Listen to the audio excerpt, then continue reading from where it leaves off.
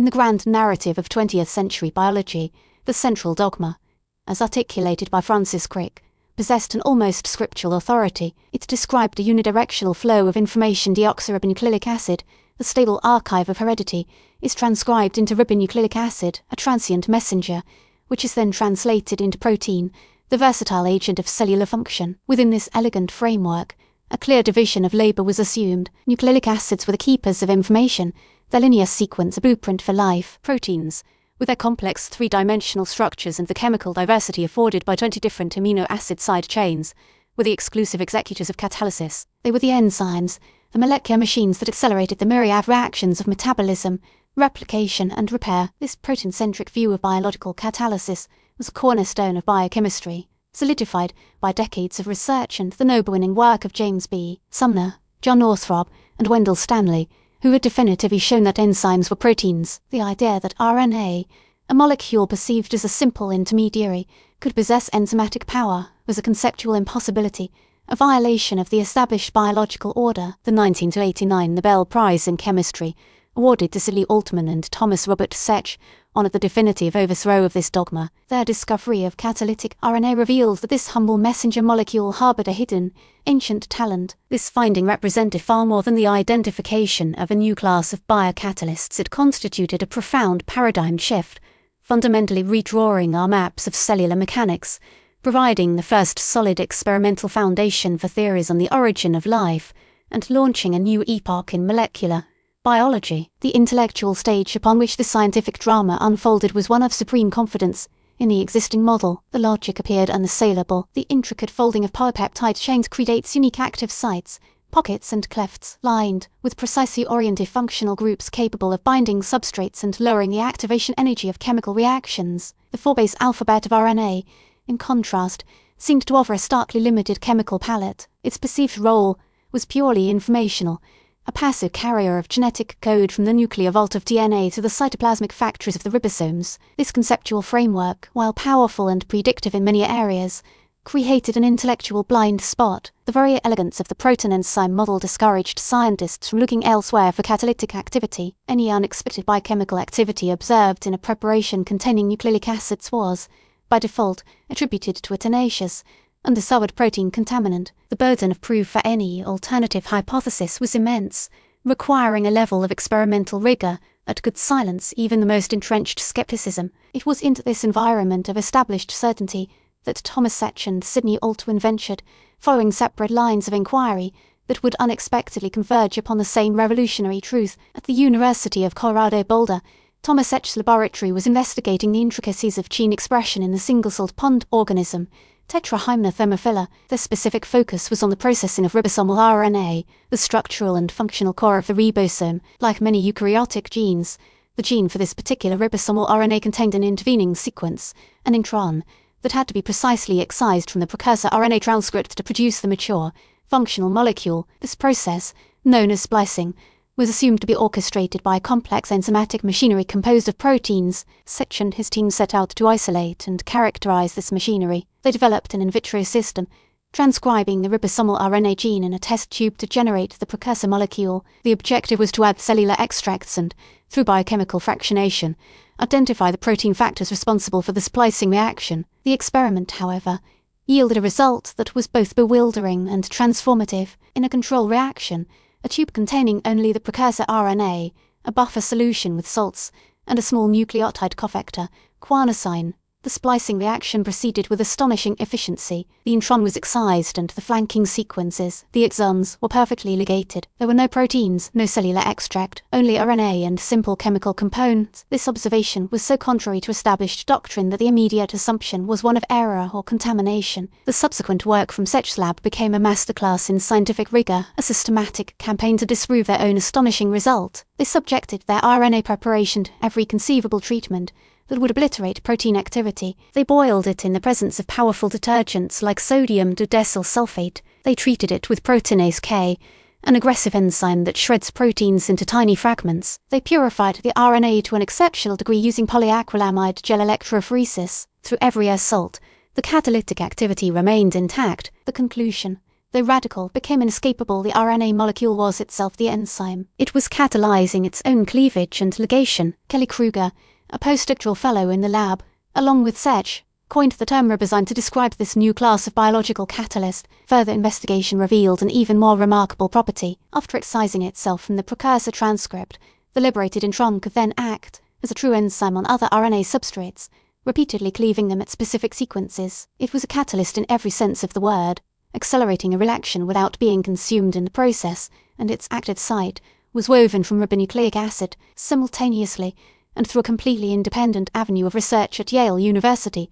Sidney Altman was arriving at a parallel conclusion. His work centered on a different biological process, the maturation of transfer RNA, or tRNA, the adapter molecules that shuttle amino acids to the ribosome during protein synthesis. Precursor tRNA molecules have an extra leader sequence at their 5' end that must be removed. The enzyme responsible for this cleavage was known as ribonuclease P, or RNase P, since its discovery.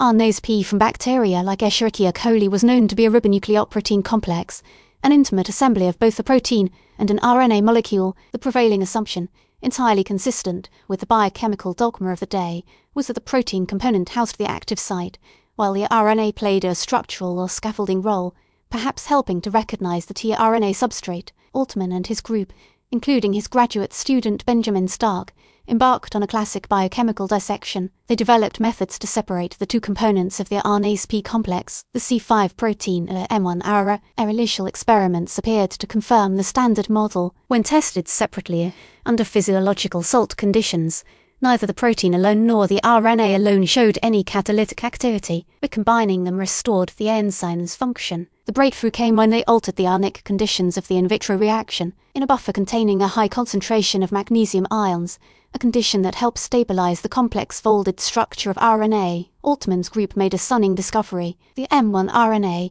in complete isolation from its protein partner, could accurately and efficiently cleave the precursor tRNA molecule. The protein subunit was a cofactor. It appeared one that enhanced the catalytic rate and broadened the environmental conditions under which the RNA could function, but the fundamental catalytic power resided within the ribonucleic acid chain itself. The heart of ribonuclease P was a ribozyme. The convergence of these two discoveries was scientifically momentous. That two different researchers, studying two entirely different biological systems, self-splitting intron from a ciliate and the tRNA processing enzyme from a bacterium, could independently demonstrate the existence of catalytic RNA provided irrefutable evidence. It was an instance of nature revealing the fundamental principle through disparate exampling the conclusion far more powerful than either discovery. The intellectual shockwaves from these findings propagated rapidly through the biological sciences. The central dogma, once a rigid law, was suddenly revealed to be a more flexible guideline. RNA was cast in a new light, transformed from a passive courier into an active and versatile protagonist in cellular life. The most profound implication was the immediate and powerful support it lent to the RNA world hypothesis. This theoretical framework, which had been developed in the preceding decades by visionaries like Carl Woese, Leslie Orgel, and Walter Gilbert, proposed that a primordial stage of life on Earth was dominated by RNA. In this ancient world, RNA served the dual roles of genetic repository, akin to modern DNA, and functional catalyst, akin to modern proteins. This elegant hypothesis neatly solved the chicken and egg paradox of origins. Which came first, the genetic information needed to build enzymes, or the enzymes needed to replicate the genetic information? The RNA world proposed that the first biological molecule was one that could do both. Before the work of Cech and Altman, this was a compelling but purely speculative idea. The discovery of ribozymes provided the first concrete experimental evidence that a molecule of RNA could indeed possess the catalytic prowess required for such a world to exist. The ribozyme was a molecular fossil, a relic from a bygone biological epoch that persisted in modern cells, offering a tangible glimpse into the dawn of life. The legacy of Altman and Cech's discovery continues to expand, branching into nearly every corner of modern molecular biology. Though work seeded an entire field, in years following, researchers uncovered a menagerie of other natural ribozymes, including the hammerhead, hairpin, and hepatitis delta virus ribozymes, confirming that catalytic RNA was a widespread and fundamental biological phenomenon. The ultimate validation of RNA's catalytic supremacy arrived with the structural elucidation of the ribosome, a monumental achievement recognized with the 2009 Nobel Prize in Chemistry for the work of Venkatraman Ramakrishnan Thomas states, and Ada Yonath, high-resolution crystal structures revealed that the ribosome is, in essence, a colossal ribozyme, the active site of the ribosome.